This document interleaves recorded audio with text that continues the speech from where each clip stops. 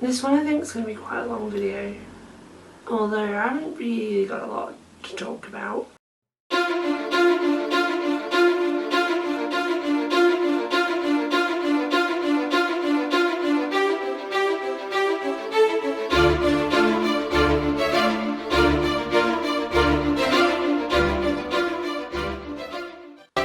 Positive things though. It hasn't been passed yet from what I understand, but according to the news that I've read, there is a bill trying to be passed in European Parliament saying that all 50 countries that are part of the EU will no longer be allowed to discriminate against the LGBTQ community at all. I really hope this bill goes through. Fingers crossed. That's very cool. The other thing is there's a petition going on at the moment. I'll put a link below for anyone who's interested in signing it. At the moment, officially, a transgender person has to pay a lot of money to have the government officially recognise their own gender. And there's a petition going to get that stopped because it is an obscene amount of money and it's unnecessary, really unnecessary. If a person declares their gender, that's their gender. You shouldn't have to pay to then have some bureaucrat declare it official. It's ridiculous. That's the important stuff that I wanted to discuss anyway. But there's another thing I'm gonna do now. This is a first, I think. Yeah, definitely a first. I'm part of a writers group, just as about 7 or 8 of us, and our dynamic and fearless and inspiring leader sets us tasks every now and then, just to, you know, help with our writing. And her most recent one was to write a very short story beginning with the sentence, "He knew she was coming back." And I did. I wrote this short story that I'm gonna narrate to you now. See how this goes down. It hasn't got a title yet, although I think I'm going to do something with it rather than just narrate it to you guys, but here it is. I'm going to use my laptop to read from. So this is the first thing I'm like, actually, you know, I don't know what would be the words.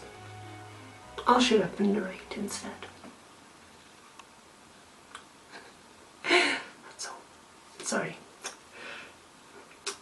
He knew she was coming back, but still hospitals unnerved him. 6 hours to endure. He couldn't remain in the confines of the room. He got to his car and drove into the city. He needed somewhere quiet to calm down. A small cafe would do.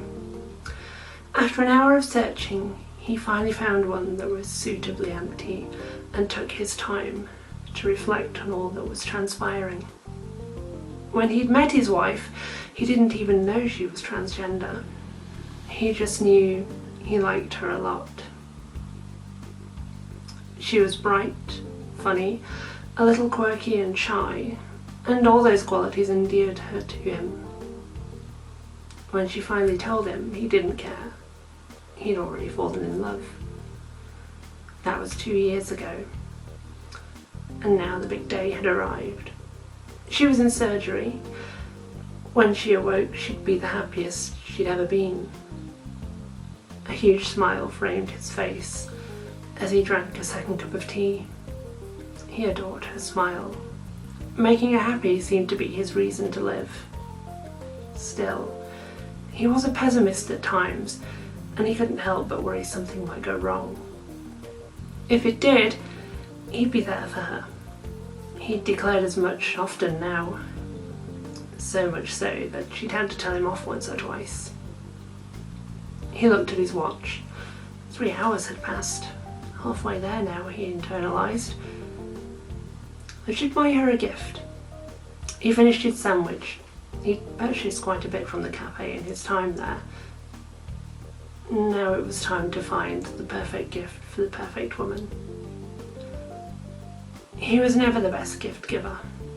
For her birthday, he'd gotten her running shoes because she'd complained she wasn't exercising enough. She'd said her thanks, but had still never used them. Mind you, that was nothing compared to the wedding anniversary mistake. He didn't forget, but he had baked her a cake that contained nuts. She spent 3 days in hospital after that. He had to find something he knew she'd love and that wouldn't make her ill. Nothing edible was going to be bought. Time was becoming an issue. He'd still not bought anything, and he had just 20 minutes left to get something before he needed to get back to his car. He promised her he'd be there when she woke up. Then he saw it, on the opposite side of the road, a shop selling oddities. He knew he'd find something in there for her, but what? He rushed across the road, narrowly missing a car or two, and then clink! The shop bell did its job and he was inside. His eyes wide, scanning the shelves for exactly the right thing. It didn't take too long. He felt proud and relieved as he got back to his car. He took a deep breath, started the engine, and set off back to the hospital. If you liked the story, then please sign the petition below. If you didn't like the story, then maybe signing the petition will quell your disappointment. That's all for now. Bye!